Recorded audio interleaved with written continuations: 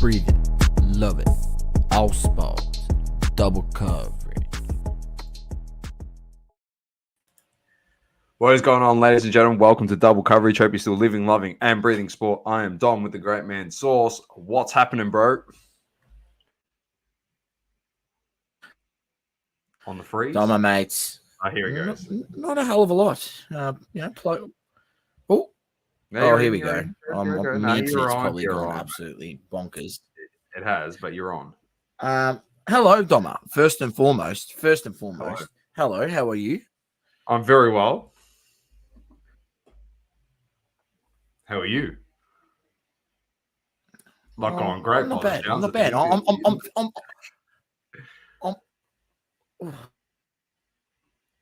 Yeah, our internet's absolutely struggling. Yeah, by the way, Saucy does have a Wi-Fi, an alternate Wi-Fi to jump on. It's called Le Mans. So maybe you should jump on the alternate Wi-Fi. Have I got you? He's going on Le Mans. I think I'm here. I don't know. What's going on? Yeah, you're on. Go. Just talk. Talk, Sauce. People want to hear what you have to say. Just talk. I'm feeling good because there's, we got our first W of the.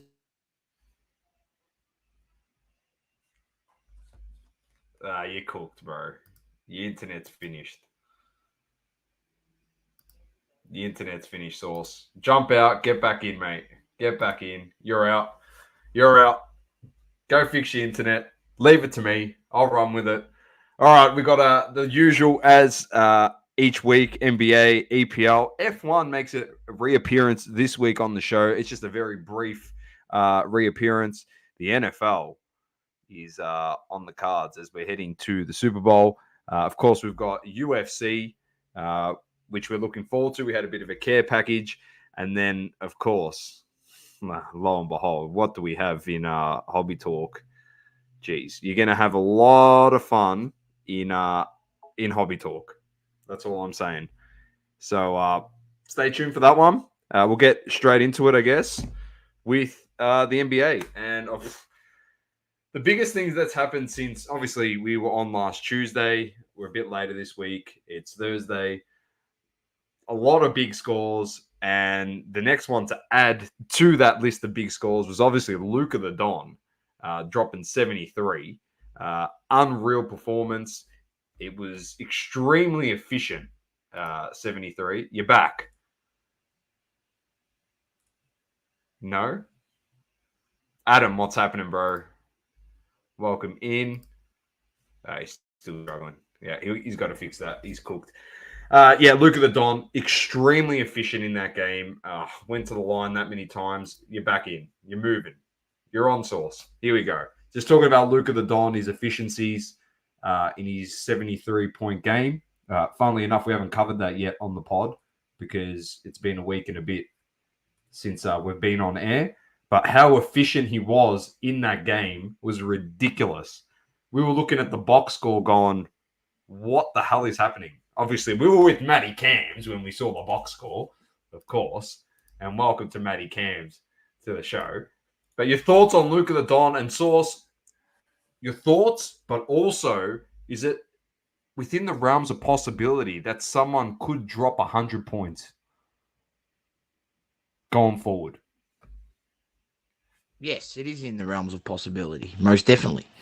I mean, 70, 73, probably, it might happen one day. The way the NBA is played these days, we're seeing points of nearly 150. Some scores, over the last 2 weeks, 140 to 145. Just ridiculously high scoring. But yeah, unbelievable performance by Luka the Don. He's just turned to Joel Embiid and said, "You just hold my beer for a second, and what you can do, I can do better. 3 points better, in fact." And yeah, it was a big performance. It's you see the big points performance, that we've seen some this season where it hasn't ended in a win. So it's never good when you put up those. I feel like it's never good when you put up those type of performances and don't win. So look, good to see that. Count. Yeah, I feel like, what's the point? You're putting up 70 you put up 62 points in a loss. Who cares? I think Booker did the same thing as well. He did 60 points in a loss or whatever over the last 2 weeks, sometime in the last 2 weeks. So, yeah, look, phenomenal performance by Luka the Don. Much like my performance Monday night on basketball, where I finally decided that I'm going to take a few shots, and we got our first W of the season, Doma. First W of the season, ladies and gentlemen. After winning the flag last year, we've been put up 2 divisions, and when you got the median age is 40 years old on our lineup, right? And we're playing against young bulls that are 21, 22 years old. One of the blokes could actually dunk the ball if he wanted to, and we beat them by 1 point. So I'll give a little Shawnee. But you are disappointed though after that game for one reason, because your buckets, well, the one play that you love to run is probably no longer gonna feature in the game on the team from next week onwards. And yes, ladies, I am to blame for that. He's banning me. He's So leaving what's me. happened? You've got other commitments, unfortunately, and can't play. So now I'm left with no one setting me any screens because no one likes to take the contact on the screens. I get it like a stat in the assist for setting screens to buckets. Like, surely that's in the box score somewhere. Because I tell you what, I'd be averaging a fair few. Technically, you don't, but it really without the screen, I can't really get free. So, yes, Laporte. Thank you, Adam. Viva underdogs, mate. I'm telling you, if there was odds on the game, they would have been paying sub $1.10, mate. It was third on the ladder versus dead last on the ladder. We had not won a game all season. Last time they played us, they blew us out by 20 plus too. So yeah, I think they beat us by about 27, something around that. So we were literally stretched on the odds market. It was stretched. It was. But the wily old veteran source. Sometimes you got to play with this. The vets, mate. We kept it low scoring. Wins your and we got the job done. 33-32. They actually had a shot for the winner, which was contested nicely, and then we were able to get the rebound and secure the win, which is always always nice. It's nice because you feel good walking away. I mean, it's shit getting beat every week, but when you beat the Young Bucks and you're 30-year-old chubby overweight bloke. I'll be back. I'll be back, Source. I'll return to set you some screens in probably September. So you've got a bit of time to wait before that happens. Well, maybe I can convince one of the other teammates to set me some screens. Yeah, hopefully. But September. Yeah, soccer commitments for me. It's already started. So yeah, that's more soccer footage to come on the channel. What do you reckon, Tomo, this season? Oh, it'd be good. There's more improvements. Yeah, it'd be good. I'll tell you what. It'd be good. Hey, I'm like, you know what I'm like. You know what I'm like. You know what I'm like. And you've already played a season. I think your skills will be a lot better than you know what I'm like. I'm all those those watchdogs at the track. I'm like an Essendon player at the moment, lighting up the track, and then it'll come to season, and I'll be shit. That's how I'm looking. All the super coach watchers, they're like, this guy, put him in your team. Put him in your team. This is the guy you want. So anyway, we had our first session. Preseason master, they call him, mate. Preseason bull. Yeah, well, we'll see how I go. Anyway, I'm looking forward to it. I am looking forward to it. But yeah, that's why I'm out of that rotation, I guess, as we say. But nothing else really happening in the NBA. Back to it. Scary Terry goes to the Heat. We finally won today, which was nice. We'd lost 7 in a row, I think, before we got the win today. And I think they kind of like half worked it out. Scary Terry can't take a lot of shots, and he had 10 assists today. I think he took 7 shots for the game. He spread the ball around. He had the most assists on the team today, and Buckets was able to drop 30. We got the job done and got the win. Other news, which is positive for Cavs fans, Mobley and Garland are back. Donovan Mitchell dropped 45 without them, which was people don't realize. I mean, are the Cavs, like, think about that, Dom. I'll ask you a question. Are the Cavs a threat there in the East? I mean, they had a winning stretch. They're now getting their players back. Donovan Mitchell was able to hold that load.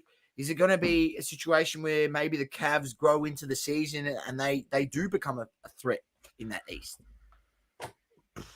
The threat in the East at the moment, they probably can be, but the big threat at the moment, I never thought I'd be saying this until they prove it in the playoffs. New York Knicks. They're playing great basketball.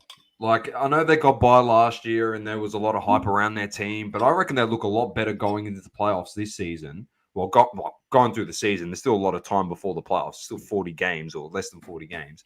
But by the time we get to it, they'll look in better shape as a basketball outfit than what they did in 2023, heading into the playoffs. So, positive signs for them, positive signs for the Cavs because they got their two guys back. And Donovan Mitchell, and like you said, they went on the streak with those two guys out. Donovan Mitchell, 45 today, Source. So played very, very well. In the standings, the Heat's in the 8th seed. They've dropped a fair bit. Orlando in the 7th, Indiana the 6th. Philly's dropped from 3rd to 5th. Cavs in 4th, New York in 3rd, and Bucks and Boston on top in the East with the best record in the NBA. Over in the West, the Clippers look very, very, very dangerous, as we say, every single week. They're in the 3rd seed, but we'll go all the way down to Saucy's mob in 9th seed. LeBron, obviously, posting his little, called it there? Time turner, saying that time's running out. What's it mean? On him retiring or him going the GM mode and just trading out the whole team? I think it's the latter. The GM mode is coming for the Lakers. He said, how can we be so good one night and so bad the next night that we get blown out? Well, paraphrasing to that sort of extent. So the Lakers are in 9th, Dallas in 8th, Pelicans in 7th, Phoenix in 6th, Kings 5th, Denver 4th, Clippers, who are, in my opinion, probably top 3 best teams in the whole NBA, even that they're sitting in 3rd seed. I personally think they're the most threatening side in the West. Oklahoma in 2nd and Minnesota in 1st. Minnesota getting the chocolates on top due to the fact that Oklahoma dropped the game against the Detroit Pistons, which is not great. But SGA... They beat Denver today without Jokic, so yeah, make of it what you will. SGA still balling, Source is killing it, doing his thing. It is what it is, MVP, mate, so. MVP. I think so. I mean, come on, man! Without take him out of that lineup. That team's a piece of shit. Where they are. They're nowhere. They're not 2nd. I'll tell you that much. They probably could fight to potentially get into the play-in. Yeah, you heard me right, ladies and gents. They'll fight to get into the play-in. Yes. That's a 10th seed. That's without SGA.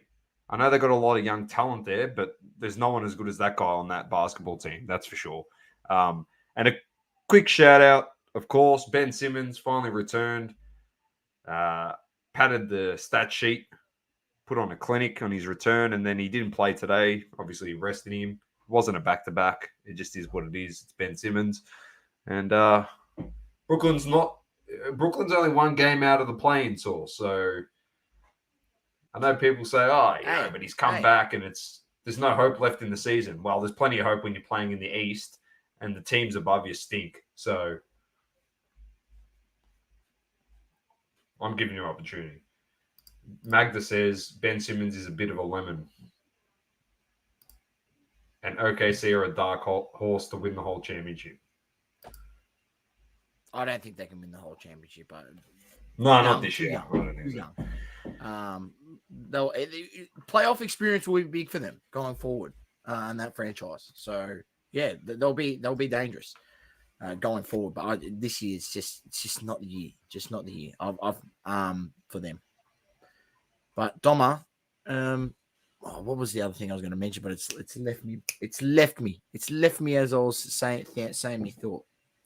Anyway, if it comes back to me, I'll spurt it out. Easy. All right, I'm moving straight on to the EPL Source and a few lovely results.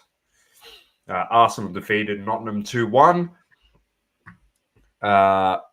Luton defeated Brighton 4-0. Slapped them. Fulham and Everton a draw. Crystal Palace 3-2 over Sheffield. Aston Villa dropped points against Newcastle 3-1. So that's a good result for Arsenal fans and anyone else there in the top three. Tottenham defeat Brentford 3-2 this morning. Man City defeat Burnley 3-1. No surprises there. And Liverpool defeat Chelsea 4-1 in a smackdown at Anfield. So job done there. The standings I'll get to in a second. Upcoming fixtures. Get around this. West Ham, Bournemouth, and Wolves, Man United at 7:15 tomorrow morning. And I'll tell you what, if there hasn't been a At Wolves home?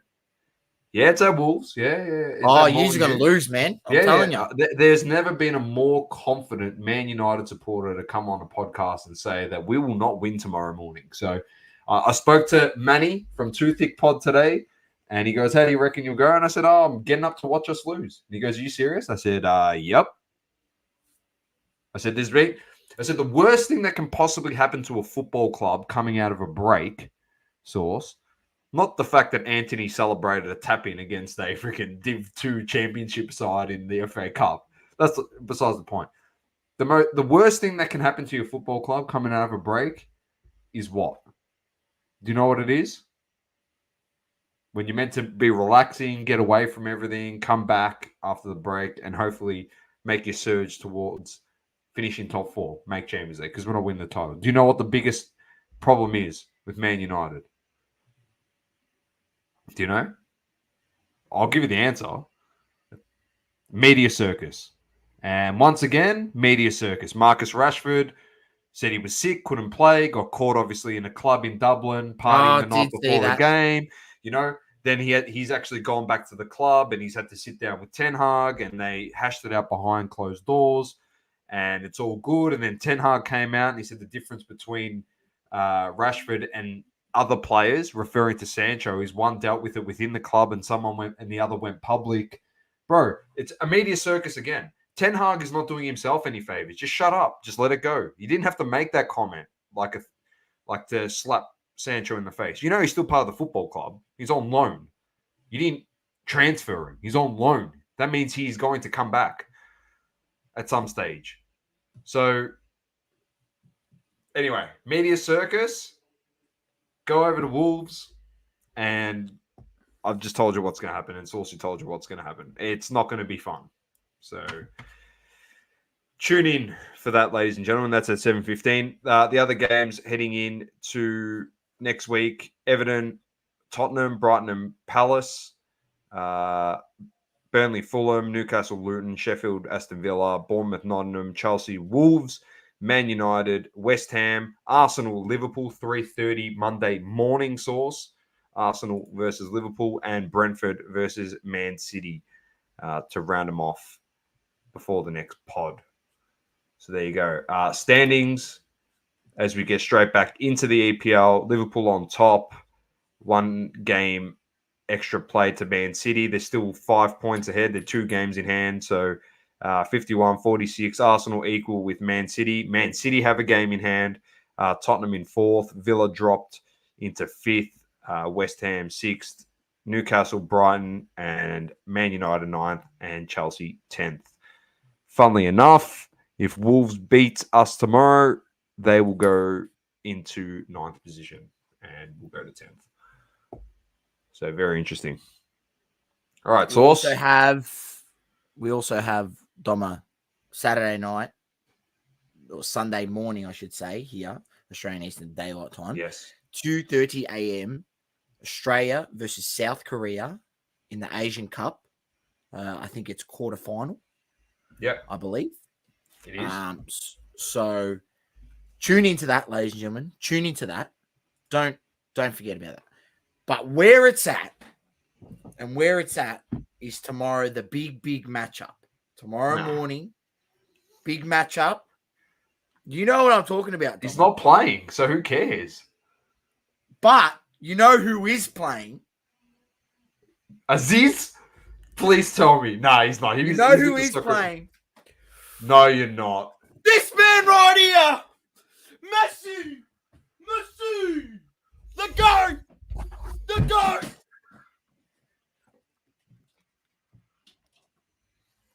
Messi's Well, playing. I'll tell you what, ladies and gentlemen, I'll be honest with you. It was a good run at this podcast while we had it for fucking 3.5 years. It was actually a really good run.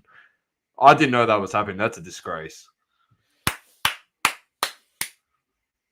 They lost their first preseason game into Miami. I'm You know now what's- an Inter you know what's Miami actually- fan. You know what's actually really nice? They're the same colors as double coverage. The jersey's good. I like actually. Yeah, The and I jersey. did You say should to get- you that should I get am a an Suarez Inter. one. You don't have to get a Messi one. I told you I am an Inter Miami fan. There you go.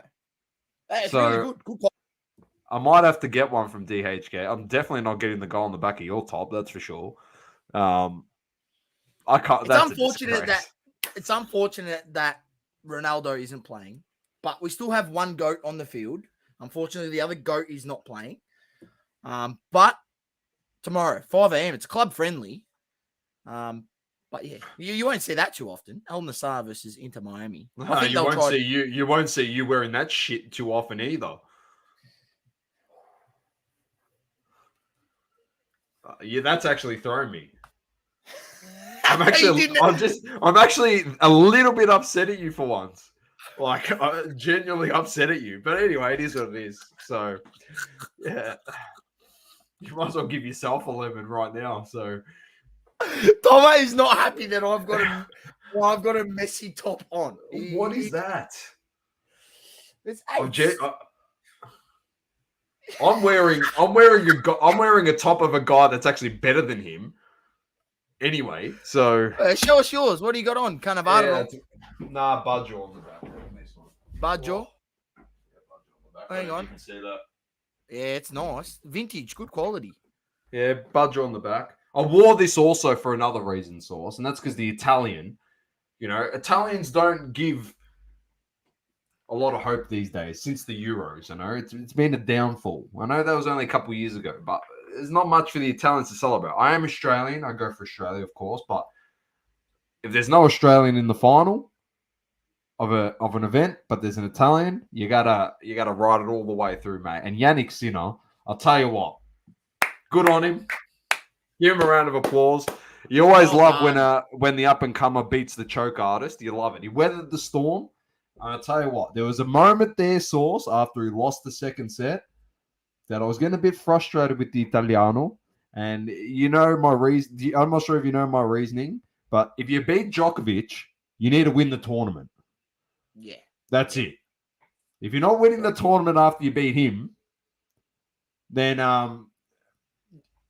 you're not going to have some happy people over on this side because, you know, we want a Novak's to win, of course. He muffed it. He muffed it. He did. But you know what? The guy that beat him out, eventual winner. So we'll take it. And look, props to him because it wasn't going his way, Sinner. And in the end of the second set, you could see he changed the way he was playing. He was down 2 breaks in that second set. He got one back. He sort of started attacking the ball more, taking the serve more inside the baseline and changed up his game. And, and ultimately just won the whole thing. So his tactic of changing it up, the way he changed the momentum in that game and took the next 3 sets was unbelievable. And look, congratulations to Sinner. And Doma, how good's this? That means we've actually, for the next, 10 years of tennis, let's hope he stays injury free. We've got we've got a guy that we can, other than Nick Kyrgios, who's the only other possible. No, Diminor as well. And Nick Kyrgios got more chance of winning Grand Slam than Diminor. Diminor, unfortunately, when it gets to the better plays, he does not have the weapons to. He's a really good player, and he's probably going to stay top 20 for a while. But Djokovic needs to retire tomorrow and say to Nick Kyrgios, "I'll coach you." Just imagine that. And then we can just get Nick Kyrgios is what, 29 now? We just get prime Nick Kyrgios for 3 years, 4 years, just absolutely laying waste to the competition. Because I'm telling you, ladies and gentlemen, if the guy actually tried, he is well and truly the most talented player. You could potentially say his raw talent alone, he's probably the best player we've seen with his raw talent alone. It is phenomenal. He does nothing. He doesn't even try. He plays video games and he goes out there and he slaps the top 3 guys. So you actually think if his mentality was like of a Djokovic, you'd probably say he could be the best player to ever play. You could. And people might think that's outlandish, but he's got winning records against the top guys. He doesn't even try. He hits out with his mate. He coaches himself. Anyway, bring it back to Sinner. We've got someone to cheer for. Sinner. Congratulations, Yannick Sinner. And make just sure you take that shit off. I can't watch this shit. Tomorrow. I can't watch Messi this rubbish, bro. playing against Al Nassr. I actually can't do a podcast with you. It actually makes me physically ill. Just think there's a Suarez on the back, mate. No, but I can't because you turned around and I saw the toilet on the back. Dan, get the F out of here, bro. Get out of here, man. Love the Messi shirt. Yes. Get out of here, man. Appreciate the quality, be respected. Did you send me the voice message I asked for in the group? Do that. Make me happy for once. Come on, bro. Hey, Dom is absolutely ropeable at the moment. I know it looks like I'm having a laugh at the same time, but I actually didn't know you had that crap. Yeah, this is the ultimate blindside of blindsides. I actually got the full kit because I got the matching shorts and I wear those to bed. Adam, I would take him wearing a Haaland or a De Bruyne shirt over that crap. A Man City top. Any day of the week, mate. Are you kidding me? Because, I can actually look at that top as a Man United fan. The same as a Ronaldo fan, because I know Ronaldo's better. But I can look at it, if it was a Man City top, and go, well, he's never going to have more titles than Man United. They're never going to have it. I just can't look at it because, the Messi thing, and he's got a World Cup, and I have to live with that shit for the rest of my life, and that's all people have. It's like, that's the argument. Anyway, besides the point. Saucy, the next stream, you should change the background picture of the stream to have Messi in place of Ronaldo in the middle. Oh, that's just because it's my card, bro. That wasn't strategically placed at all. 100% was strategic. I will notice, Dan. Come on, bro. I will notice.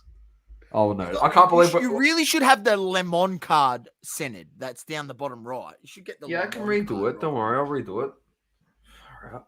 All right. Well, this is throwing me. Next up, what do we got? What do we got, Tom? What's next up? I'm leaving the top on for the rest of the stream, so you're just going to have to deal with it. Yeah, I'm aware of that. I get it. I'll just deal with it. Because underneath this is bare skin, and no one wants to see that. I'd rather you topless on this stream. At least we can charge for charging OnlyFans and get some money out of it. Maybe trees might want to watch me. Fucking creepy fuck. Oh, sorry. I don't. That was just a bit of an outburst. Anyway, what do we got? Sky Sports F1. Oh my god, this podcast is going from bad to worse. We've got F1, just the release dates for the teams. Haas is tomorrow, February 2nd. The reason why I also brought this up, because there's been some name changes to some of the teams, Source. And you wait till I read these out to you, you're going to be like, what? So Sauber is the Stake F1 team. Kick Sauber. All right. Stake. So, yeah. Stake. Stake F1 team. Kick the streaming service. Sauber. All right. Wow. That's the first one. So that is the old Alfa Romeo. All right. That's the Ferrari affiliate. Williams is on the 5th of Feb as well as Stake F1 team Kick Sauber. It gets better. Alpine on the 7th of Feb. AlphaTauri is no longer AlphaTauri Source. It is now the Visa Red Bull Cash App team. That's what it's called. Yep, you heard that right. It is the Visa Red Bull Cash App team. AlphaTauri. That's on the February 8th. So do they get like Red Bull's second motors or like the Yeah, they're the that's where like Gasly and Tsunoda drive. So they're the second team. That's like AlphaTauri was like the feeder team to Ferrari. Okay. Yeah. Development team. Aston Martin, February 12th.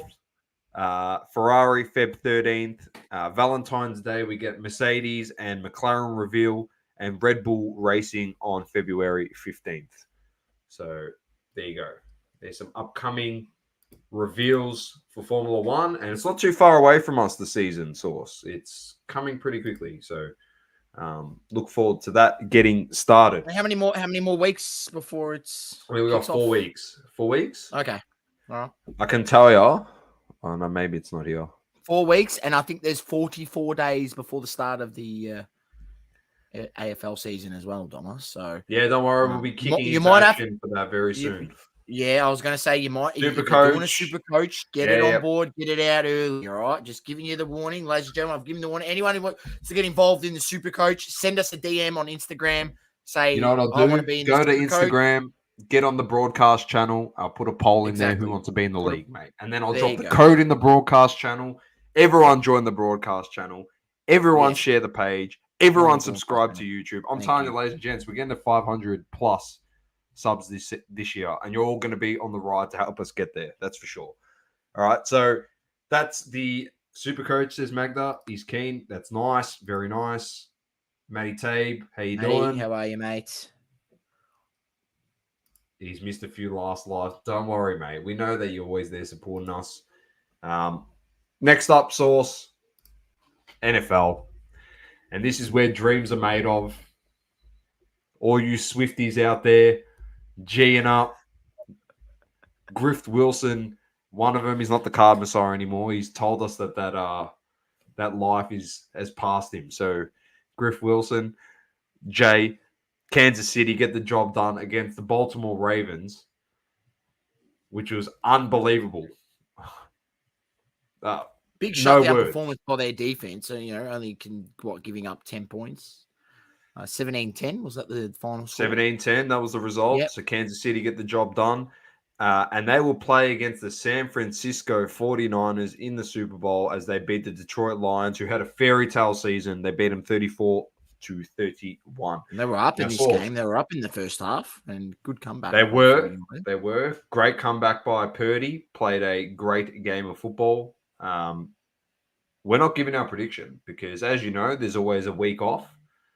So next week there's no game, and the following Monday is the Super Bowl. So we'll cover it on the show next week. We'll give our predictions, score lines, who we think are going to win it.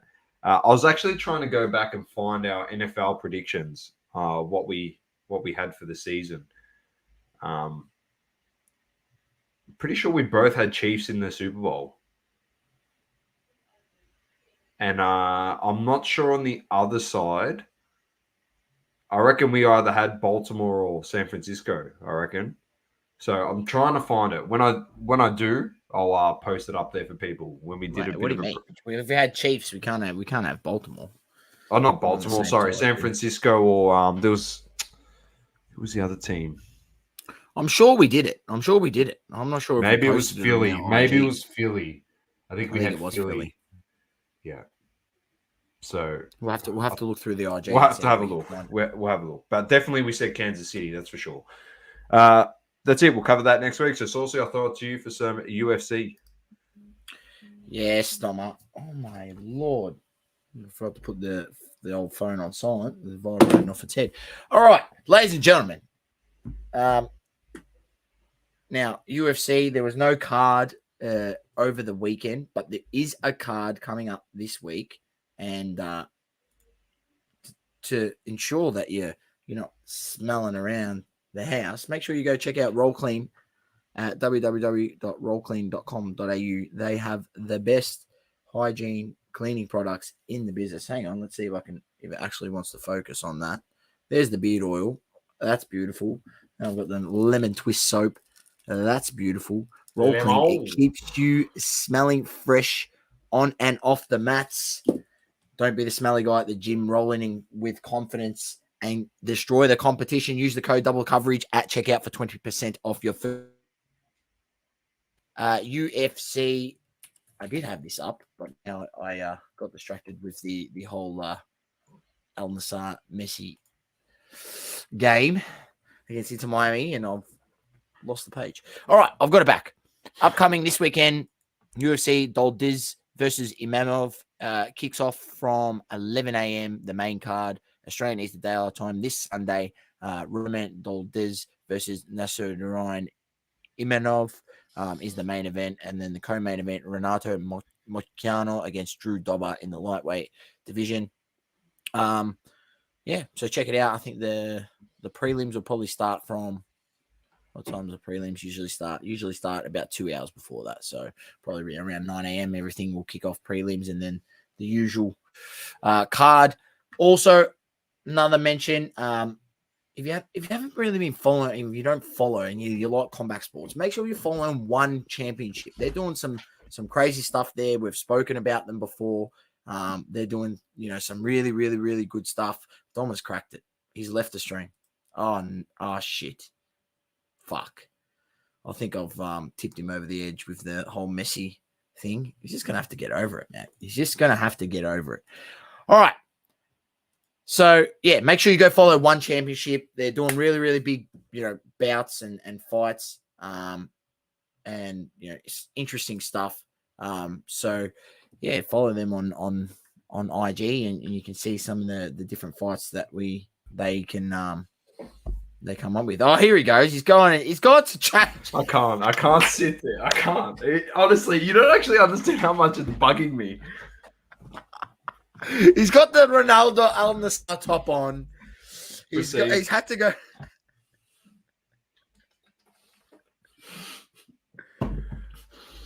Here we go. Matty Tabe. Did you guys see the Roundhouse movie clip? Conor McGregor is in it. Bro, he's so roided up. I don't know. Can we bring it on, or will we get done for copyright? We might get done for copyright if I show a movie trailer on here. Yeah or not? Oh, probably. Yeah. Yeah, I won't bring it up, but he's huge. Go check it out, ladies and gents. Conor McGregor, massive. He's so roided sauce. It's cooked.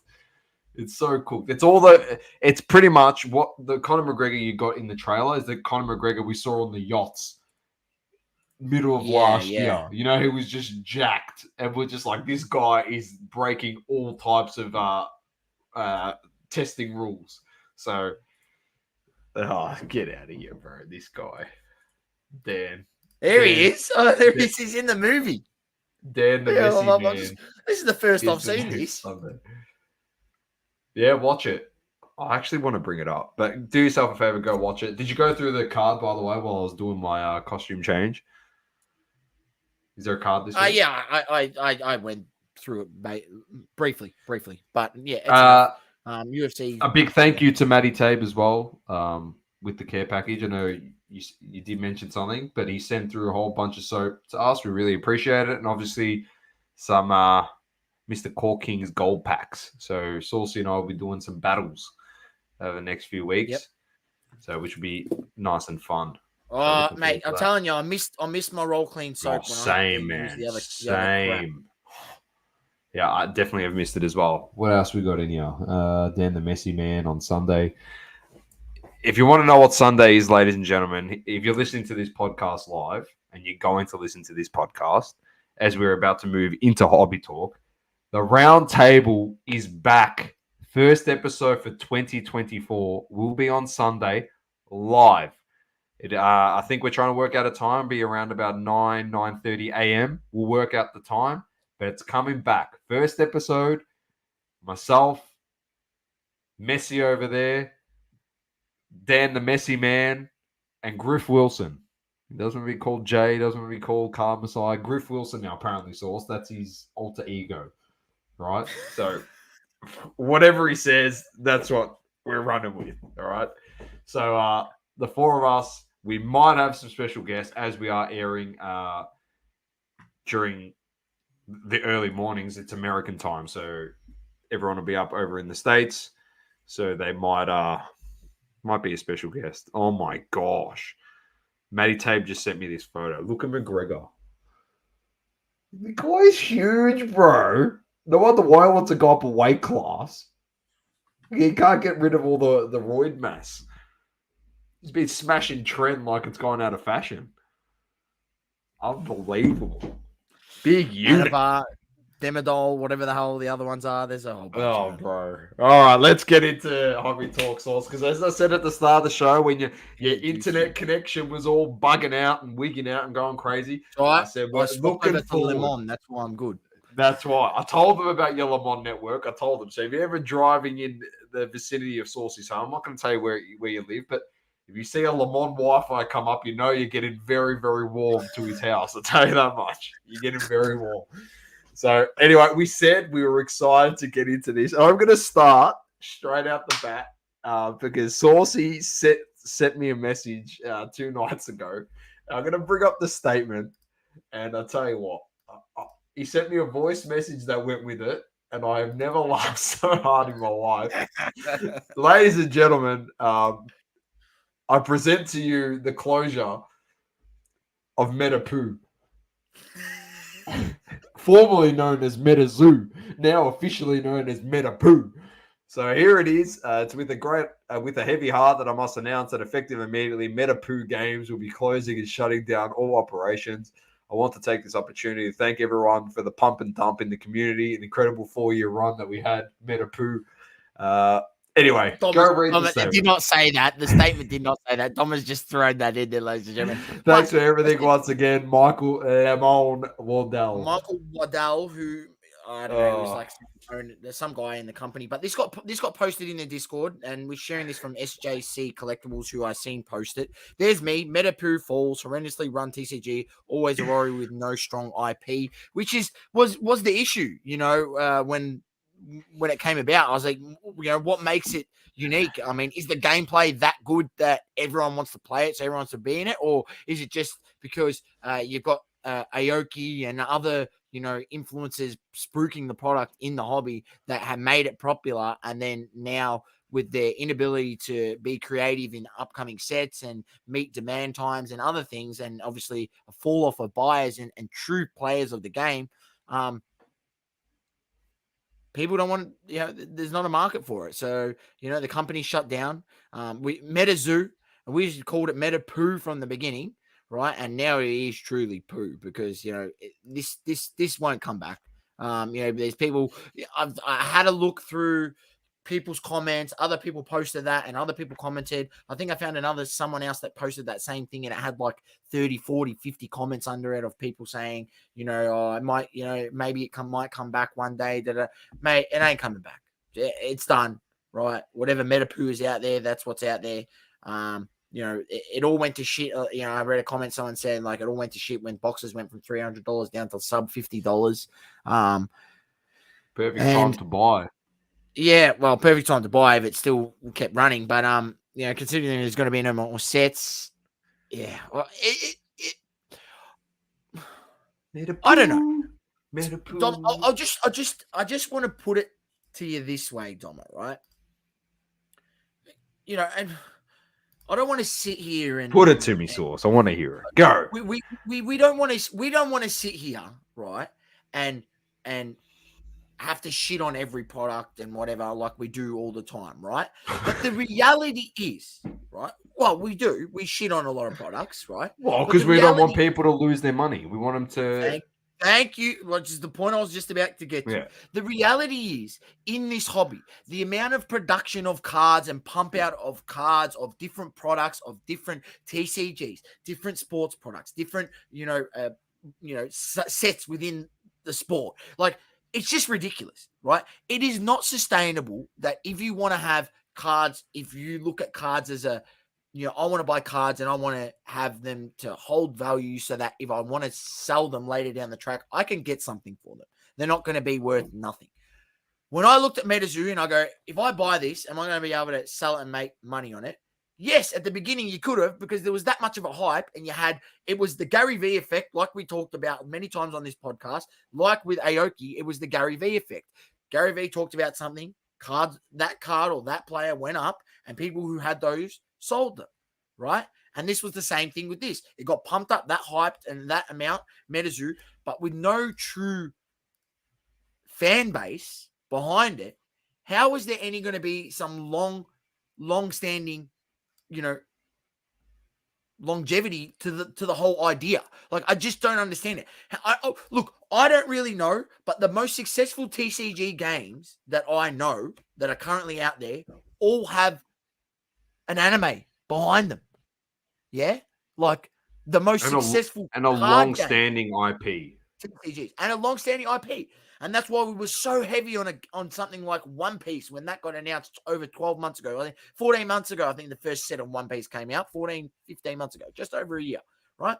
In that time, they brought out 5 sets. And pretty much if you got every set from then on pre-order, you are not losing money. You are literally, if you got every box and held every box of One Piece sealed, you are not losing money. And on the very first blue bottom box, you are getting upwards of $1,000 now for that box that we just said to people, hey, pre-order a box at 150. You can go here. I think we said good games. We gave off 3 or 4 places where you can buy the box. You could even pre-order it on EB Games. They were doing boxes for like 170 or 180 that we were like, oh, you haven't missed out over here. Just get one for that. It's worth it. Right? So it's just, I just don't know where people's thought process was with MetaPoo. Like, where did you think it was going? Like, where did you think it was going? Aoki ran it. It was Aoki was behind it. He was pumping it. He was going crazy. He was loving life. And I still remember him saying, this is the next big thing, mate. Get onto it. Make sure you get the first pre-orders, blah, blah, blah. And you know what it was, Sauce? If you're not laughing, you're crying, all right? And that's what they did. They're like, oh, you didn't get MetaZoo. You didn't get this. Oh, mate, you missed out an opportunity. I tell you what, if you're not laughing, you're crying. I'll tell you what, I'll tell you who's laughing now, us. And the people that are crying are the you ones that bought MetaZoo that now turned to MetaPoo. That's it. It's what I got to say. It's absolute stupidity. You charge $300 for a box of MetaPoo. Yeah. So you charge $300 for a box of MetaPoo, or you can go buy a box of Pokemon for $220. It's not even a head scratcher. When you say it like that, like think about saying that. Just listen to that. Just listen to that. You're buying a box of One Piece on a pre-order for $140, and MetaZoo's $300. Just think about that, ladies and gentlemen. Please, just think about that. And like speaking to like Manny today, we're talking about a whole bunch of other things, and even like, and I'll tell you what, sometimes the most logical answer when you actually ask yourself the question, say it out loud. I'm being serious now. I'm not trying to be a smartass, but sometimes ask the question out loud and answer your question that you ask yourself out loud logically. More often than not, you're going to get the right answer. The question would have been, should I spend $300 on a box of MetaPoo that has no IP, or $250 on a box of Pokemon that's got a long-lasting IP and it's going to last forever? When you say it like that, and if you were to turn around and say, no, I'm getting MetaZoo, it's going to be bigger than Pokemon, you're a lemon. Straight up. You wasted your money. You flushed it down the toilet. We did come on the show a couple of times and say you can buy a box of MetaZoo for $300 and get 30 cents worth of cards out of it. And I tell you what, 30 cents is generous because now they're worth $0. That's it. That's all I have to say on it. It's like, yes, Matty Tabe, you do. That's logical. He said, I do that, Doma. Do I need another beer? He asks himself, and then he says, yes. That's a logical. But seriously, when it comes to this stuff, yeah, I'll be buying Magic the Gathering over that. Like Magic the Gathering has been around for years and years and years, right? And that's actually the complexity. I'm not sure if people who play Magic the Gathering, the game itself is actually really good gameplay. They talk highly of the way the game is actually played, right? And they've built that you know. They have a freaking Lord of the Rings card in their set, and people went ballistic over it. Yeah. Like, so, it's crazy. There's so many better options than putting your money into MetaPoo. Like, this is another one. Matty Tape said, wonder how Gary V cards are pricing at the moment. Mate, his bubble on pricing is driven by the large mass following that he has. Yeah. If you didn't have the mass following, the bubble would burst, and they would also be non-existent, like MetaPoo. As simple as that. I'd rather G.I. Joe, says Global. I would too. It's got some history behind it, at least. It's got some history. So that was MetaPoo. I knew Saucy was very, very happy. You wanted to talk about it. I don't want to sit here and give us one of those "I told you so," but I fucking told you so. But leading in from that and talking about IP and people like products that have great stronghold within pop culture, One Piece Source reprinting previous sets again because of the demand, because obviously the One Piece TCG game has taken off and people want reprints of the product so they can keep building on their deck. Correct. So there's been a frustration in the One Piece community, right? That there has not been enough printed of sets, especially like OP01 and OP05, very popular sets, right? And even some of the other sets that, like for players to get certain cards, it's quite expensive. And so now there's announcement. Here we go. This is one. Here we go. Big news from Nationals. Bandai has promised reprints previous boosters. Right. This was announced by Bandai at where was it? At the Nationals, which I believe it's their card Nationals where they play the game in a certain country. So I don't know what this looks like or how the way they're going to go about it. I really do hope that they do, if they reprint any sets, right, that they do something of the nature of putting a second print stamp on things or doing something of that nature. But you know what they won't do? They won't do that because that means it will be too much of, you might get the situation where people don't want to buy the second edition, right? Even though to play the card though, people that play the card in the game, they don't care about what edition the card is. Exactly, right? They don't. They deck build. This is what I'm saying. They deck build, right?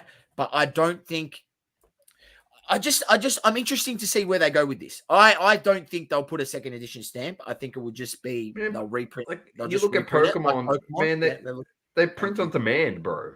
Yeah, that's right. They print. You saw the 151 product come out. Everyone was losing their mind, and Pokemon said, "Yeah, okay, we'll just print to demand."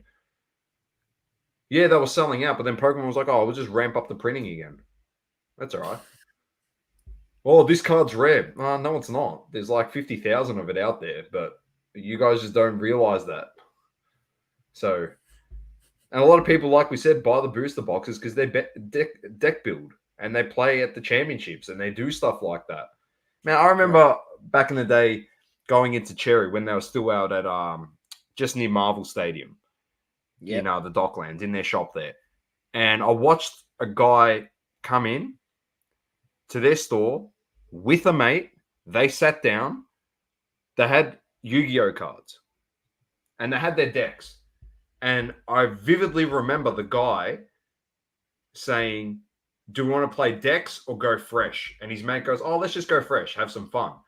They went up to the counter. They said to Grayson, because obviously they know which sets have which cards that are good at compatibility with each other or whatever. Like, yeah. Can I have 4 of those, 6 of those, blah, blah, blah, blah, blah. And they just sat there ripping packs, going through and saying, "Yeah, I'll use that. Yep, good. And they sorted them. And then they went back to Grayson with the cards that weren't good for the deck. And they're like, "Oh, can I sell these back to you for X amount of dollars so that he can put them in his singles? Because we don't need that to deck build." You know what I mean? Like, some people don't care what edition the card is. And that's what I mean with so much reprint on TCG. Because there's people that are out there that do that. Like, they want to have some fun. They build some people have 25 decks. Yeah, they do. And they just pick and choose. And they'll make so many iterations of a deck from a new set. It's crazy. Like, you speak to some of these people, and it's like you can't even fathom it. That's why we're not in that space. I haven't got time for that. Yeah, exactly right. Like, we've got the the case full of graded cards and the nice case. They've got a case and there's like 7 boxes in there, 10 boxes in there, all different decks, deck boxes with different builds and everything. So yeah, there's extensive amount of players.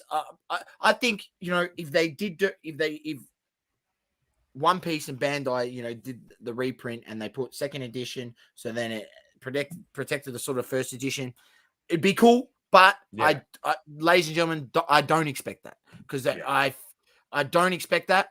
Although it could happen because they've done it before with Dragon Ball cards, and Bandai owns Dragon Ball, so They might. maybe Who knows? maybe they have the same thought process. So that's why I have a little bit of hope that they might do something of that nature, Domo, right?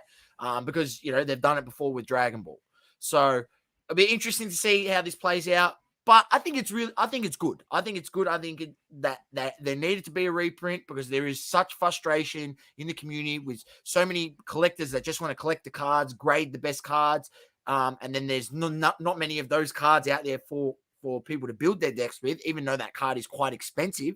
A lot of them aren't in PSA, a lot of them getting graded, the better cards and stuff like that. So. Not enough for building decks. So I think that's part of the reason why they're doing the reprint. But I think it's good. Perfect. Global says, apparently Alex Sarr, who plays in the NBL is going number 1 in the NBA. So NBL tops could be a cheap, fun rip with more demand than MetaPoo. Yeah, that's actually pretty good. If a guy's going to go number 1 coming out of the NBL, then is he in the latest product or the one to come? Probably one to come. One to come, I think. Alex Sarr. Who's he play for? So, while that's happening, we're getting some good breaks here into the transitions. Perth Wildcats. What a product this is, Sauce. Wow. Oh my God. I'll tell you, so much has happened in the last week, bro. It's mental. We haven't spoken about any of this stuff yet. I can't wait to ask Griff Wilson about this on the weekend. I actually can't wait. This is going to be hilarious. So, Dom Russ, next day, no autos. Bro, Sauce, don't get me wrong, all right? People like collecting what they want to collect and this and that. And this is like a chase card in the product, mind you. Just letting people know that, all right? I've seen so many people defending this. Someone told me that they saw one of these cards going for $500 on eBay. That person should eat one lemon for every $1 they're spending on it, mate, and just be drowning in lemons. His prison card is worth more than this card. And that should be worth $1. It was worth more. No, it should be worth more than this card, but it's worth less. Wait until you tell him what people are paying for them. I thought I saw a sale for $1K. Probably being shilled on eBay. Username, I'm not sure who that is. He says it's still rare. Okay. It's not rare. Is it I'm numbered? not sure this is the first time you've watched this show. I'm not sure if this is the first time you watched this show, man. But I tell you, you've come to the right place if you want the facts to be spoken to you. It's not rare. It's rubbish. All right? Nothing based on licensing of products in this hobby. If you don't have a Wemby license and you can't get his autos, nothing of his in production is rare, based on what we've been told for the last 20 years. If you don't have the license for a player and his autos, nothing is rare. Just wait for tops. Is it more rare than his Prism Silver then?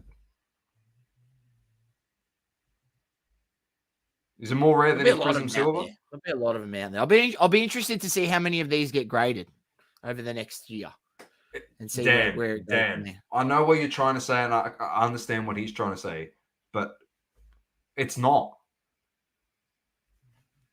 It's not. The set is next day autos. That's where the rarity came from in the set. Next day autos. They couldn't get the license, so then they chuck in. Let me get out of this. So they chuck Wemby in because they can't get his auto. So they're like, oh well, you know what? We've got to add some other cards to that set. So we'll just chuck guys like Scoot. We couldn't get his. We couldn't get Brandon Miller.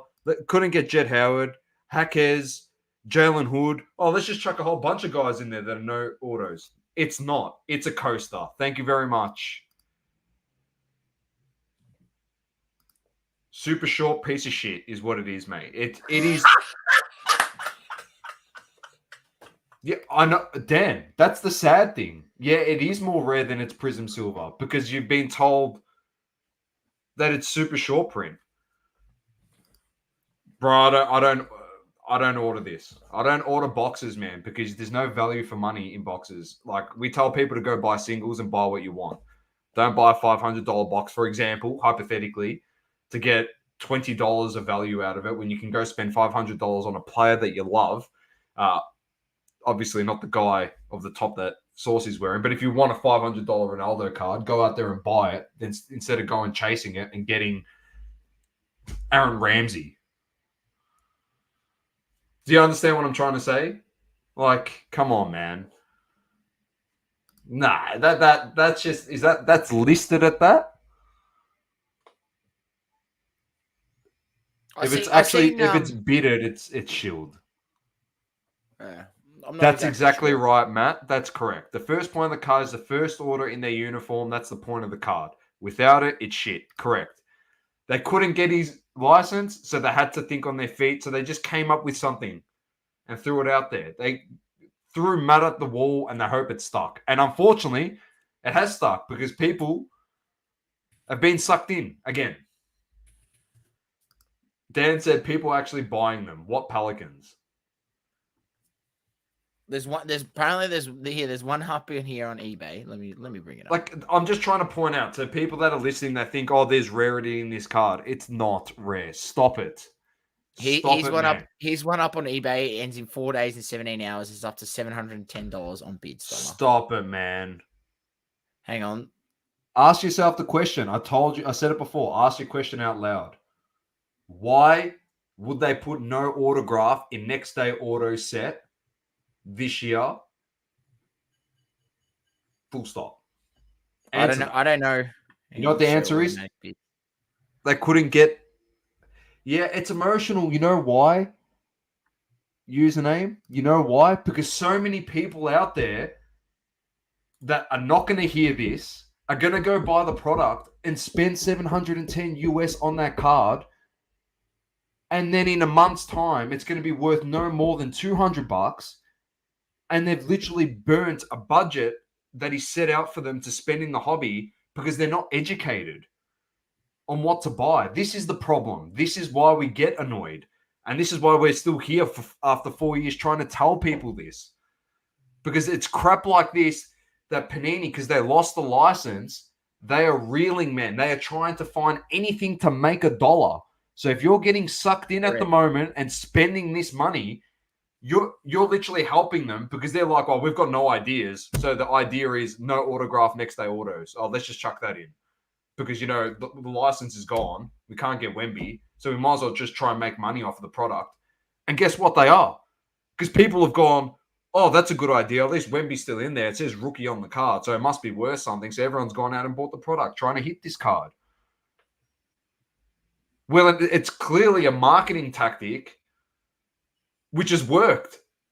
Like, again. I think we need to revisit this in 3 months, 6 months, 12 months and see where this card is at. And we should. We'll make note of it. We'll revisit it. And we'll go back and look at some of these. And it's nothing against username, bro. Welcome. I hope you continue to watch the show. You might be sick of us now after we just said that and made that. Like it's our opinion. But also the reality is that too. People save up their hard-earned money to get this crap shoved down their throat for them to then believe it. Because you know why? Because they're in all these community source and they don't want to be the one to talk out and say the different thing and go, yeah, but I don't see what's the value in it. Just imagine you said that in a forum. Every person will jump down your throat like,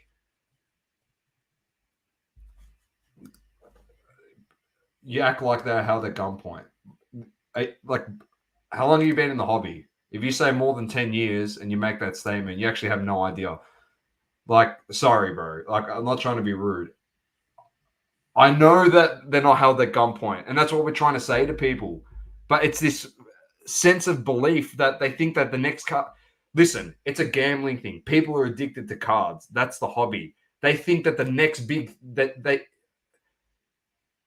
good. You've been collecting since 2004, so you should get the point that I'm trying to make. Like, it's a gambling thing. So they always think the next card or the next insert is going to be the next thing that's going to get them out of potential, give them financial freedom, or be able to bankroll their next big set that they want to collect and stuff like that. They can't help themselves. So when there's groups of people that keep pumping up these sets, like no autographed next day autos. Are you listening to what I'm saying? No autographed next day autos. And they're pumping them up to be something that it's actually rubbish. And then you have people like us two, for example, that are in the community saying that, why are you actually buying this? It's stupid. Any other person in that forum, if they open their mouth, will get abused. I reckon if we did it, they'd abuse us. We'd just laugh it off. But there's a lot of people out there that, like, in this hobby, there's so many introverted people, man, that are afraid to share their opinion. They collect. You know how many people out there that are collecting for 35 years, bro? 30 years. We don't even know they exist. They buy things and they don't want to let people know why they're buying things or not to buy things because they don't want to be pushed down into the ground. We're saying not to buy it because we want you to actually go spend your money elsewhere and enjoy the hobby more by collecting things that you love. Stop trying to collect something that a whole group of people said, this is the next thing. This is the Wemby card you need to have. Man, just remember 3 months ago or a month ago, sorry, not 3 months ago, a month ago, when his Prism came out and the silver Prism, and that was getting listed for 300 plus. Everyone's like, this is the card you got to have. This is the card you got to have. Yeah. The point of Donruss next day orders was the auto pump. But you know what I mean? The whole point of this was next day order. Yeah, that's what autograph components were. Correct. That's what made the so product. This card effectively is a base card like the Prism card. And as everyone keeps telling us in this hobby, Prism is the true rookie card. You shouldn't be worried about this then. Why is this such a big deal, this card? Like, what, every card that Panini's going to release a Wemby, like, it's going to matter in his rookie year. There's no autos. No one cares. People want his autos. Base cards, we've seen that. Correct. Just remember Zion. Like, that's the point. You're turning something that shouldn't be anything into something. That's the problem with the hobby. Yeah, I understand it's short print, but as we've said on this show, unless they tell us what short print or super short print is in the print run, you actually don't know that. Man, we saw short printed Superfractors 101s, but 44 copies of 101s in product. So how short printed is it?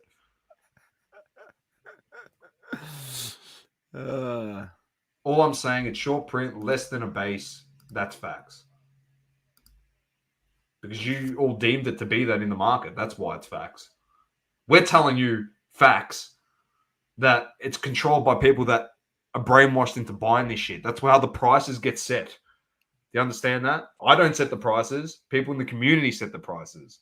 That's facts. Shorter than base. Yeah, okay. I understand what he's saying, Source, but who cares? Like, I understand you're probably trying to troll me now for the reaction. I get that, but you're making yourself look sillier. The fact that you keep trying to push a base card that's actually rubbish.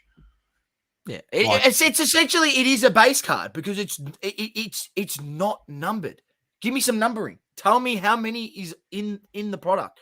Super short print means absolutely jack shit. It's like when they put all those tiger stripes, zebra stripes, all this crap, and they don't actually put a number on the card. Like, unless there's a number on the card, and I know exactly how many is numbered from that product, we actually don't know how many of those are short printed. Short printed to me is like to 99 is short printed because I know there's 99 of that copy. Super short print is to 15 or less, for example, because I know there's 15 or less of that card that you can collect in the set. just because they say it's super short printed or short printed, that's the point of the marketing tactic right there. Literally, That's marketing. it. That's it right there. You answered your own question. Like I said to you, say it out loud and then logically answer the question. Why would they say it's super short printed or short printed? The answer is they don't have the license to Wemby and they're trying to sell a product. So they created an insert set with Wemby so they could sell product. That's the answer for you, ladies and gentlemen. It's like, yeah, Dan. Even to 99 isn't short print yeah, anymore. correct. Each player has 15 to 99 cards every year now. So dumb. I think you did a video on that or something. You broke it down, Dan. I think I seen you a while back do a video of just like having a look at like the number, all the numbered cards for a player. So I understand I get what you're saying, username. I do get what you're saying. I do get what you're saying. My whole point of it is like so with this situation here, downtowns, the older sets of downtowns are a lot shorter print than newer sets. Printers have manufacturing's gone up.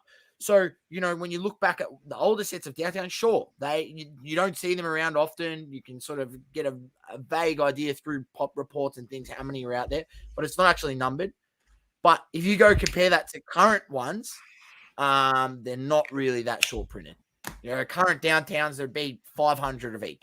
I could guarantee it for sure. Like easy. When in essence, if you're saying short printed, there should be like super short printed. If you go on SSP, super, I'd say there should be more than 25 out there.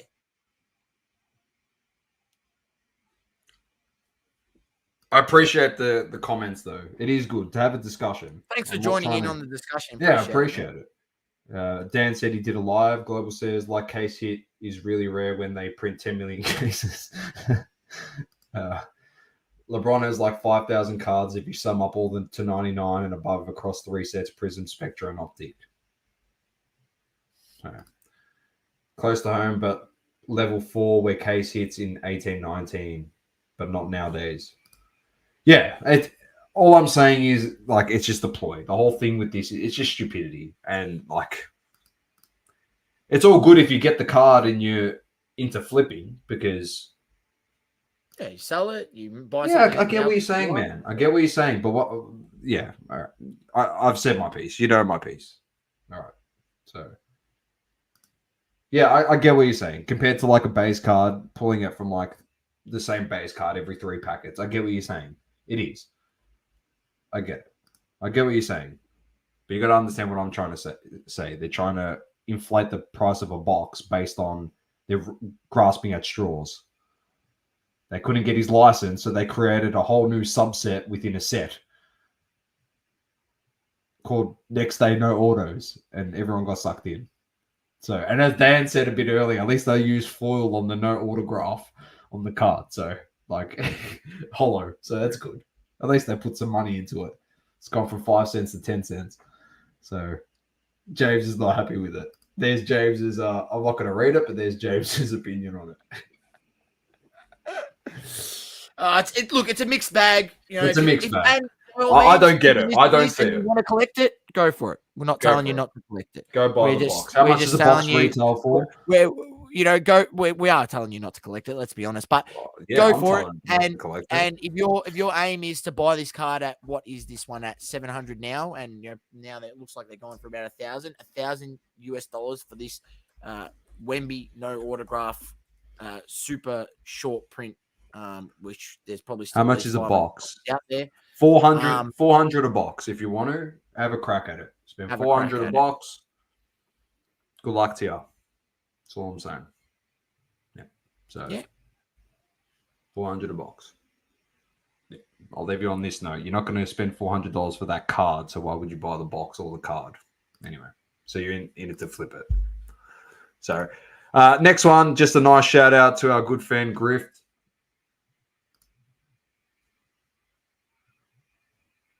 Username. It gives you something to talk about. It keeps buzzing the hobby, whether it's negative or positive. Dumb people spend their money anyways. Fair enough. Fair point. It's like coming out with an immaculate soccer with Pele and Maradona and putting on their no autograph. Our good mate here, Grifty, CardsHQ. We've got to give him a shout out, man. You can't not give Grifty a shout out. Where is he?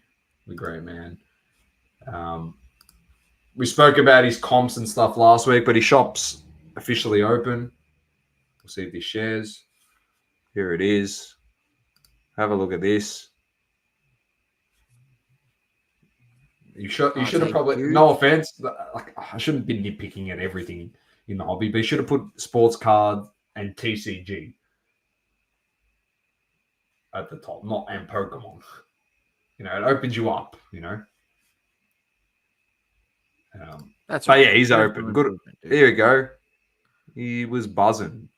People be flaming him because there was a card show in town, Source, when he opened. So that's why there's a lot of people. But it does. Maybe that's why he did it. Yeah, correct. But look how impressive the shop actually looks, though. Like, it's actually impressive. There he is. There's Griff Wilson's best mate. I'm talking about Jay. That's Card Collector 2. Yeah, awesome. Where's this in Atlanta, right? Yeah. There's the cases. Boxes are there. A whole bunch of people.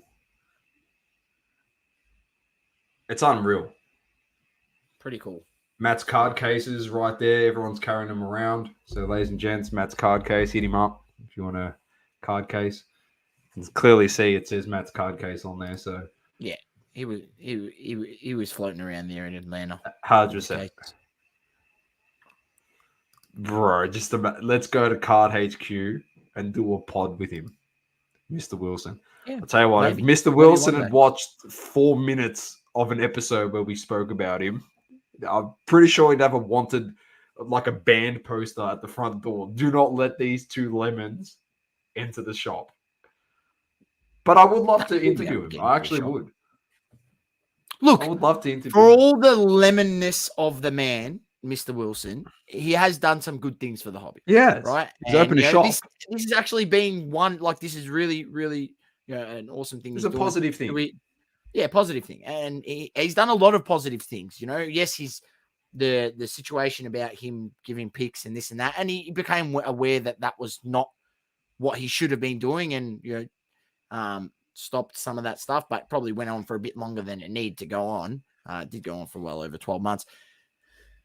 Charging people for picks, which is ridiculous. And there's other people in the hobby that have done the same thing.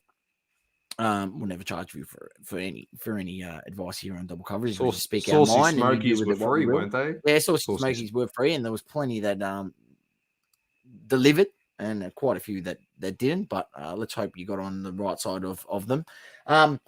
But yeah, look, congratulations, obviously, Mr. Wilson, for all that we do give you shit about on this show.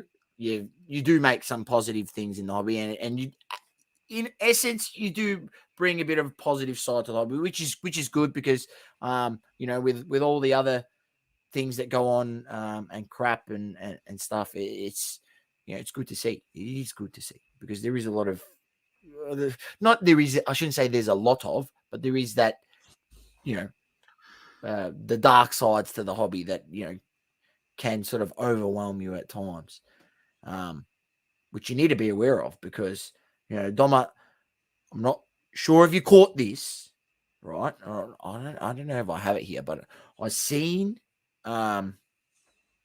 Rahul himself from AOH talking about a patch swapped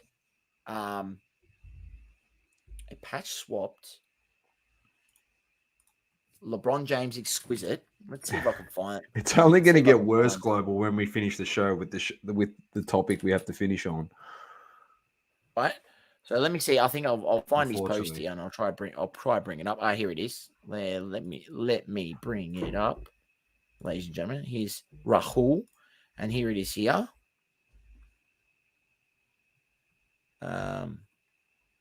I don't know if I can unmute this, but anyway, he goes on to say, you can go watch his video on his page, AOH_sports. He goes on to say about this. SGC posted this card that was recently graded. They recently graded. It was Upper Deck 2003 Upper Deck Exquisite Rookie Patch Auto LeBron James, number 63 of 99, as you can see there. And in fact, that card has actually been patch swapped. And Mr. Rahul himself does say that some guy worked that out. And, you know, if that guy on the internet, you know, some Instagram user can work it out, why can't the experts, the so-called experts at SGC work that out?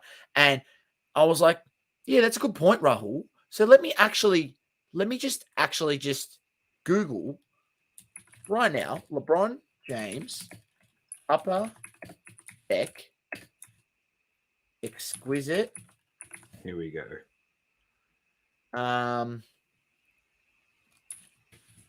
So you're pretty much are you grading for SGC right about now?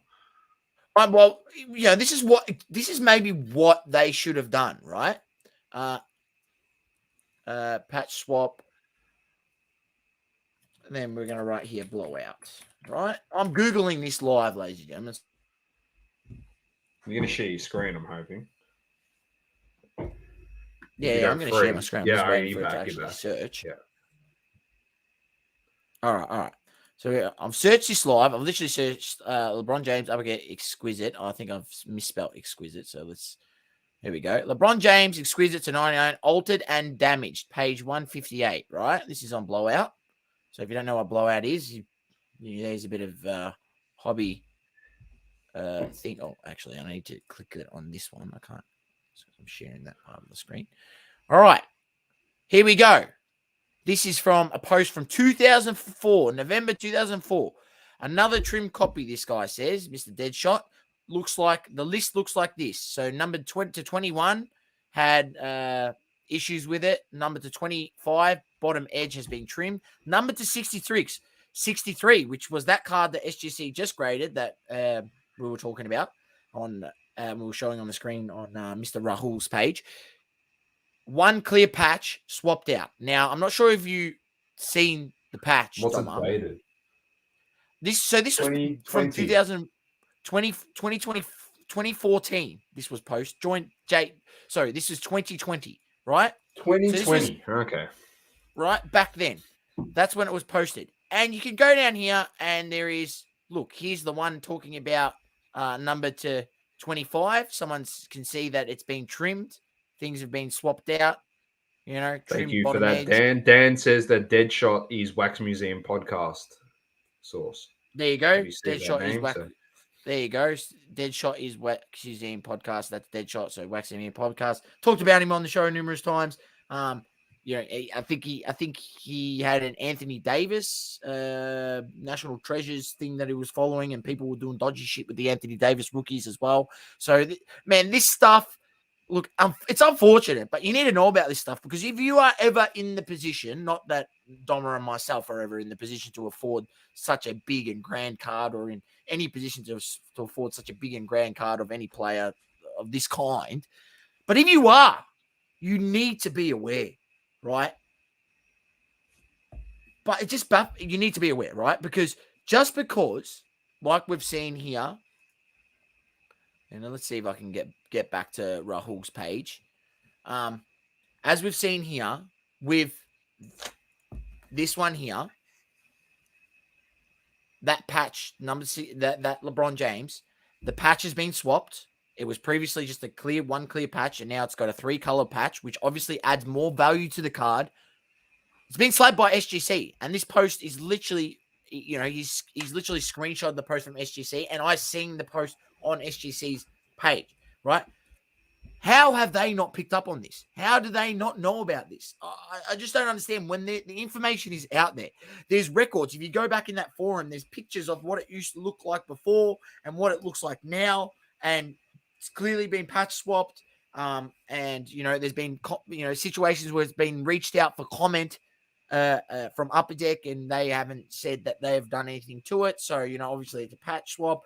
Like, there's so much information out there about this, and the fact that SGC have, you know, not picked up on it is just baffling. And it just goes to show, ladies and gentlemen, that these grading companies, we'll say it again, are just there to extort more money from your pocket, right? When they're supposed to be doing their job in this situation, especially this on such a big and grand card where they should be taking extra care, they're just slabbing that shit up and just taking pictures and saying, look at the card we've got in SGC slab. Not turning it down or not grading it altered, which is what they should be doing, right? So it's disappointing to see from SGC that they haven't picked up on this. And I hope that they do change the slab or decide to take it off their pot. I don't know. Should probably refund the guy his money, first of all.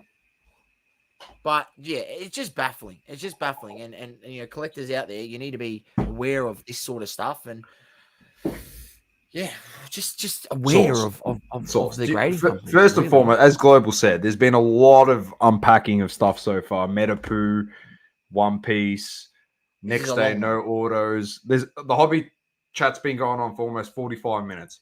Do you have a pack there to rip anywhere? Do you have anything to rip? I've got nothing. So I'm just asking you. I know you're the man of many packs. You don't have to rip it yet because we've still got one more topic. We'll actually finish on a... Yes, I can find something. Okay. I'm going to bring up the next thing. This is the final topic in Hobby Talk because I think it was probably around about 170, episode 172 or 71. It was about a fair few weeks ago now. I spoke to it was probably 3 months ago, actually. Yeah, it's about 16 weeks ago, whatever it was. I spoke to the fact that I listened to an interview on Patrick Bet-David's podcast with him interviewing Tom Brady. And I suggested to everyone listening to the show, if you hadn't heard that podcast, to go and listen to that podcast. Now, fortunately enough for Saucy and I, we were able to go see the great man on Saturday. So at this event, right over here, an evening with Tom Brady, we went to the conversation with Tom Brady, which was the daytime event, which they had to add that extra show because the night event sold out so quick and they wanted to give some more opportunity to people. And credit to Tom Brady, he did 2 shows in a day, which is absolutely awesome. So he landed at like 9 o'clock and did the landed show. at 9 a.m. Yeah, 9:30, whatever it was. 12:30. Show was at 12:30. Yeah, amazing. We had JT Fox was the host. Not everyone was the biggest fan of JT Fox, but he did give some good messages with his talk as well in business and trying to be a leader and very successful dude as well. So not a bad person to listen to. Yeah, and it was great. Tom spoke about obviously his football career, post career, him getting into sports broadcasting. Saucy and I really I enjoyed the business aspect of things and his leadership things and what drove him, like everything that made him driven. And I got a lot out of it. So I really enjoyed this. And Saucy, yourself, did you enjoy the event? Yeah. It was really good. It was really good. We've been to 2 of these type of things. I mean, you've been to a third one. You went to the Kobe Bryant one when we both went to the Shaquille O'Neal one. If you had to compare the actual speaking at the event from the athlete, chalk and cheese. Shaquille O'Neal to Tom Brady, literally chalk and cheese. Shaq was talking about strippers half the time, and Tom Brady was talking about how to become successful. I'll be honest with you, the Shaquille O'Neal was a big money grab. Like, not to say that Tom Brady's not getting his fair share in this situation, but the value that you felt that you got out of Tom Brady in terms of what he said and things, it was awesome. It was really, really good. I would have liked, as I think I mentioned to you, my only criticism would have been, they had all these, where it was obviously in the Crown Palladium, they had all these screens all around the room. I felt like they could have, did a bit more highlight footage and, maybe asked Tom about some certain times, specific times in big games in his career. Maybe had two of those in there. Not many, but just two of that. Show a bit of highlights, and then ask him, what were you thinking in this moment, or how did you go about that? Such an amazing play. What was going through your brain? Like just stuff like that, right? I thought it would have been a cool insight to hear him break down the play and say that sort of stuff. He is going to be a commentator. It would have been awesome to see him to do that sort of thing, but they didn't have that in there. Maybe it's something that they could think about to add to future shows where he's obviously going to probably go do more around the world and around America, I'm guessing, and talks and stuff. So yeah, I feel like that was the one thing. But other than that, it was a really, really smoothly run event. Awesome to see. He obviously zinged a couple of passes to people in the crowd, and I'm not sure if you've seen Domo in the night session. He was zinging a few passes to Michael Voss, Alexander Volkanovski as well. So the Volk was there, and it was a really good event. In terms of the speaking and everything. 100%. And of course, we caught up with Matty Cams for lunch, which was awesome. Got to see him, so really good catching up with you. We had a ball, obviously shoot the shit as we always do, have a laugh, talk about life, cards, anything. We just are out there having a good time. Luka as a good mate of ours. Pardon? Luka putting up 73. Luka putting up 73, yeah. It then went into the night session source, and I started getting a few messages in the night. And I got some messages that were quite daunting, to be honest, and sickening at stages. I actually felt so sick reading them, and I thought, like, this can't be true. And I was like messaging source, and I reckon I sent you like 6 or 7 voice messages like, this is what's happening, I'm hearing this, blah blah blah, live. So I got to the point where Tyson was to give out the autograph Tom Brady cards for the package that was signed up, which was I want to get this right, yeah? So the Tom Brady autograph trading cards for the tour. So an evening with Tom Brady was free for the customers that paid for the Tom Brady meet and greet autograph card package.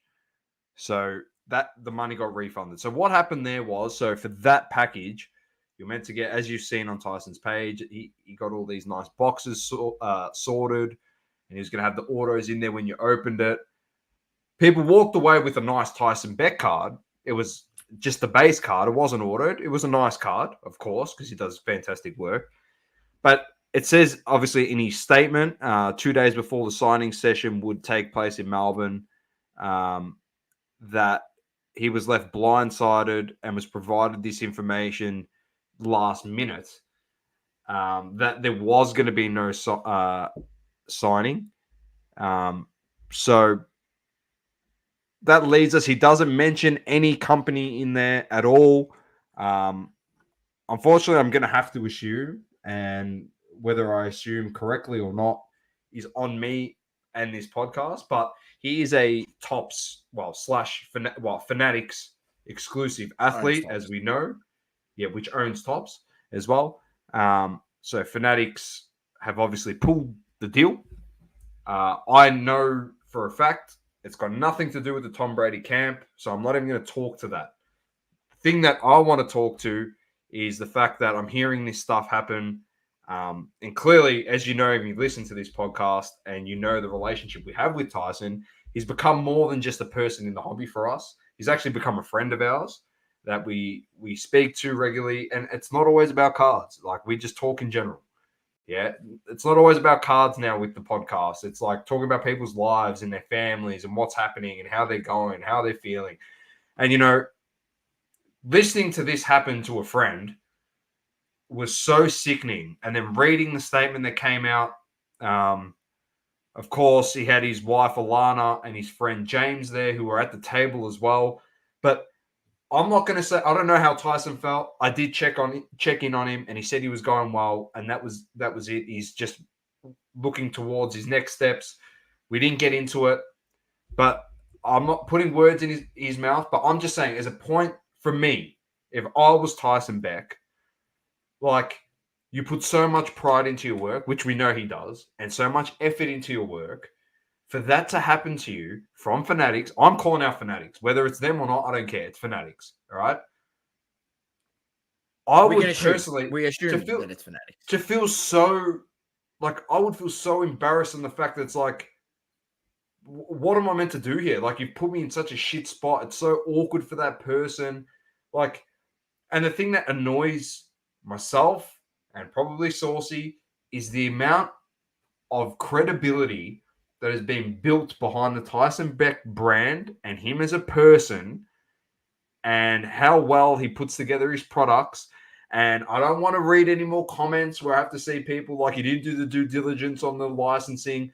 Man, Tyson Beck has had Steph Curry, Floyd Giannis. Mayweather, Giannis. Shut the F up on the licensing shit, all right? You're talking a guy doesn't do his due diligence. Just stop it, please. Like, you're just being dumb. Like, and for the fact that this has been advertised and it's been purchased, and we've known Tom Brady's coming for 3 months, so that means that that company knows that Tom Brady's coming for 3 months. For that to then happen is disgusting. Is probably the best word to describe it. Absolutely disgusting to do that to a person, and whether their intention was to hurt his brand or not hurt his brand. Like, you can see how that optically sourced people, lucky the people there, everyone was very, very civil and they understood what was going on. And, like, they were accepting of what Tyson told them and that he reassured them, like, you're going to get refunded. And he did refund them all. He's refunded them. He's probably in the process of still doing that. But, like Matty says, 6 to 9 months, they would have known about this. For them to do this 2 days before, whether it's 2 days before, a day before, I don't care if it's a minute before he's meant to sign the cards, is disgusting. To try and hurt someone's brand, whether you thought they intentionally tried to do that or not, in my opinion, you did.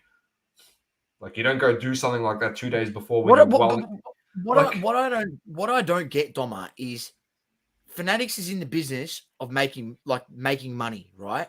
I'm sure there would have been an offer there from Tyson himself to obviously give Fanatics a cut in some of the profits so that they are happy in this situation. Tom Brady gets some, and obviously Tyson, who's made all the product and put his heart, sweat and tears in the to make the cards and make it happen. Like, obviously he deserves his as well, and I'm sure there would have been an offer there to get it over the line, even if Tyson's going to take less money, right? Because he doesn't want to let down his collectors. And that's one thing about Tyson. If you're part of his collectors club, I don't think you understand. Like, you have a separate chat in the Discord.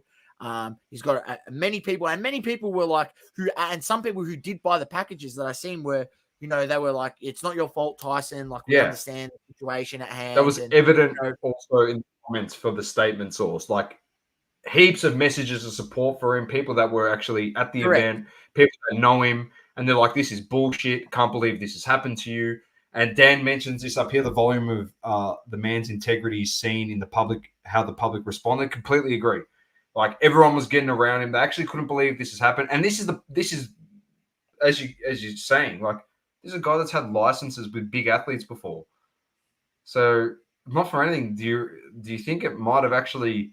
I know in the long term it doesn't, because not everyone will know about this story. Hopefully, it does shed some light with, like, Dan reporting on it and stuff like that in the hobby. But realistically, if you're watching Dan's video and this video, don't you think that should reflect badly and actually damage the reputation of Fanatics more than anything, for them to go and do something like this to someone? Just remember, who was going to benefit out of all of this? Not Fanatics, the people in the hobby. And Tyson Beck, because obviously, but he pays for the license, yeah? So he has to make some money too. He's got to make a living. That's his job. But who benefits out of it? Tyson, because, he creates the product, he gets them signed, gives them out. But then who else benefits? Everyone that bought the package, going to enjoy the card. So then Fanatics are not benefiting in any way, shape, or form. Someone mentioned before that Tom Brady's a part owner in Fanatics. If Fanatics was smart, they own Tops, and Tyson does work for Tops. They could have actually linked in and potentially been a sponsor and try and get their name out in Australia. If they were actually smart, that's what I would If they have had done. half a Fanatics. brain. Yeah, to try and just get on the Yep. tour. Didn't have to be anything to do with the signing. Just get your freaking branding up there, your lemons, that first and foremost.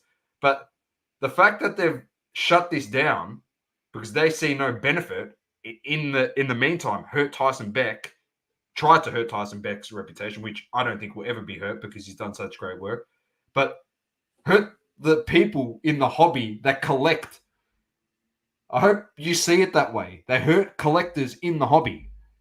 I hope you do see it that way. This is that what was kills their me, intention. Doma. As No Maddie money. said, he works with them too, making CJ Stroud card last year for Tops, which is owned by Fanatics.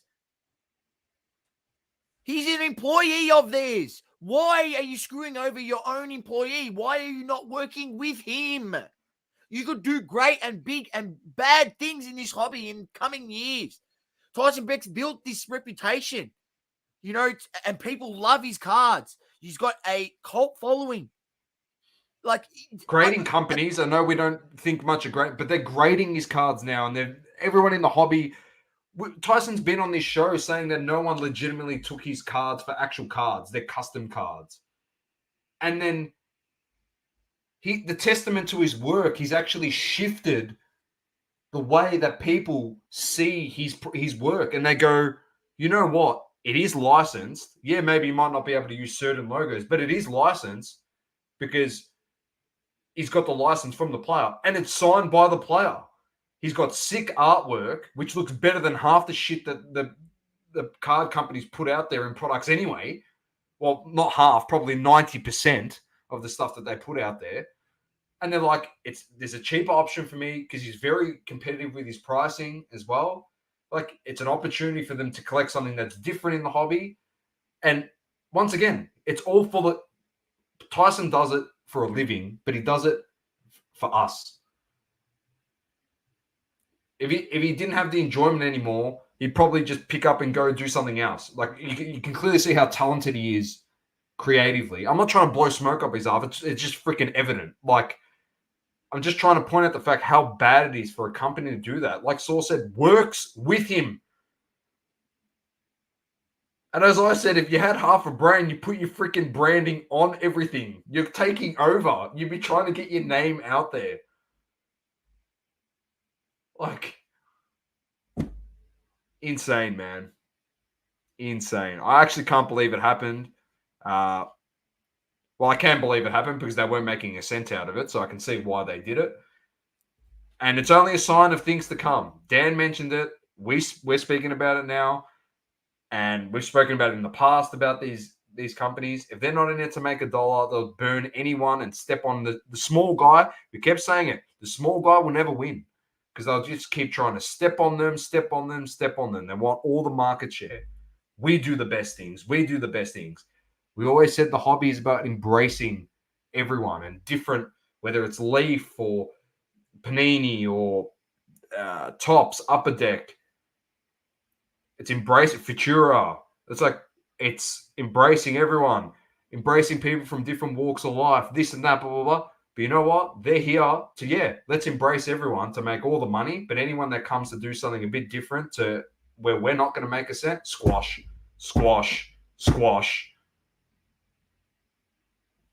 Dan mentioned they want it to be a dictatorship. Yeah, it sounds that way, doesn't it? So it's just sad to see. I know Tyson listens to these shows, and I haven't spoken to him in all week, to be honest. But if he does listen to this, on behalf of us at the show and on behalf of the community, like, we do wish you doing all the best. We still can't wait to see what's next. On a positive note, he's going to drop the dates for the Volk autos, ladies and gentlemen. So get ready for those. I've been saving the pennies, Dom. I've been on the lowdown. I haven't He's got Volk coming, Carmelo Anthony coming, Rodman. I think that's he's done the other Rodman. He did the other Rodman. Yeah. Let's go have a look. I'm trying to get out of this. Oh, come on, man. If you actually go back to that episode where he happened to jump on at the end of one of our lives, he did mention gave a few hints. So I forgot what episode that was, Dom. If you remember it, it was within the last 5. I can't remember, to be honest. Yeah, Rodman, you Tyreek go. Hill came out. Carmelo Maybe reckons Anthony. John Jones, maybe, considering he's coming to Australia. Yes, good shout. Good shout. Saucy and I was saying that while we sat there. We saw the promos for John Jones coming up, and we're like, do you reckon? Nah. Yeah. Oh. So we don't know, but I reckon he will. Why wouldn't he? He's the UFC goat, so. mate. So we'll see when is the Tyson Beck double coverage release coming out? No one's going to buy the cards, and to be honest, I don't want Tyson to run at a loss. Our license costs around about $2.5 million.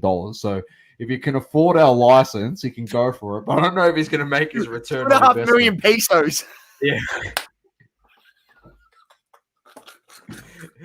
Magda wants our autos. We can ask Tyson to make cards just out of if he wants to do it as a piss take. And we can get an artist proof. Time, I know. He hasn't got time. It would be fun. Worry about the bulk cards, Tyson, because Dan said he's getting his Volk 101. No, there's a bounty out. There's a bounty out. I'm putting a bounty on the Volks. Every Volk. Put it out. Go out on blowout and say, here's the bounty. I'm willing to pay this much.